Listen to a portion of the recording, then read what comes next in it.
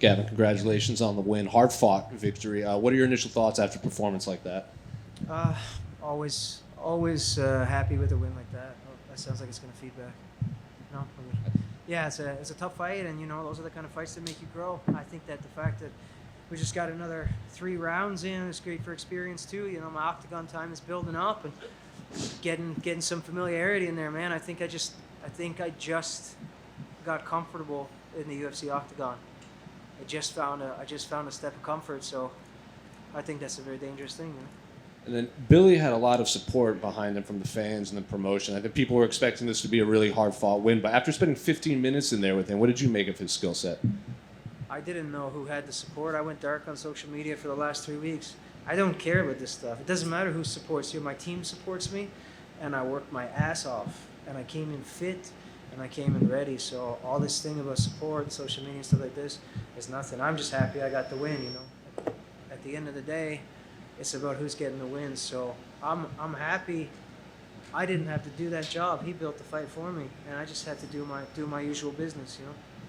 What did you make of his skill set in there? I think you refer to it as like throwing baseballs in there on the. Yeah, he's slinging ball. He's throwing fastballs constantly. He does, and they're pretty hard. I didn't think he was much of a puncher, but he's throwing with all of himself, and he's got this like rubbery whip to his shots. And I was like, okay, you don't want to get hit by this guy. You want to keep your hands up. I tried to move, and I heard my Coco yelling for footwork and keep it moving and don't let him set. And so I tried to use those key phrases and stick to the plan, and I think for the most part, I think we did it.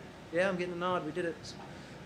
And then one final one, is there any specific name you have in mind or when you want to get back into the octagon? I know they have a couple Fight Island trips at the beginning of the year, but when do you want to get back in there? I'm good for every 4 months. I said that before, so there's going to be a little bit of a rest period. I have to quarantine for 2 weeks. I'm hoping I can lock some of these guys up with me so we can just continue the training, continue the growth, and I'm down for whatever comes. There's been a lot of people asking that. I told them, I said the usual tendency is to get someone who's been in the UFC for a while with some experience. A lot of people brought up Alex Caceres to the point where I started bringing him up in interviews, and I think that'd be a fun fight. He's on a 3-fight win streak. He's a southpaw. He's tall. He moves a lot, so it'd be a different look for me to have to fight this guy. He's got a good right hook. He's moving, and he's got a lot of experience, right? And I'm just getting my footing on experience. So I think those kind of tests would be, again, I don't mean this in any disrespectful way to Alex. I'm a fan. I really think the guy's a good human too. So that would be fun, and there's a long list of other guys as well, but that's out of my hands.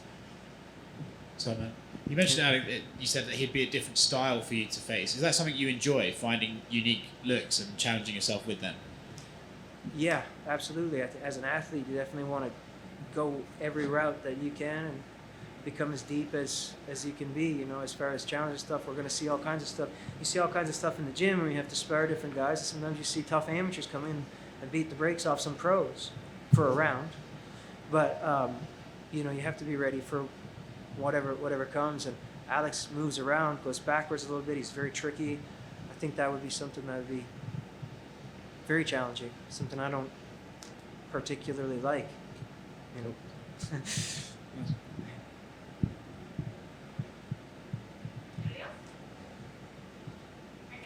Okay, thank you guys.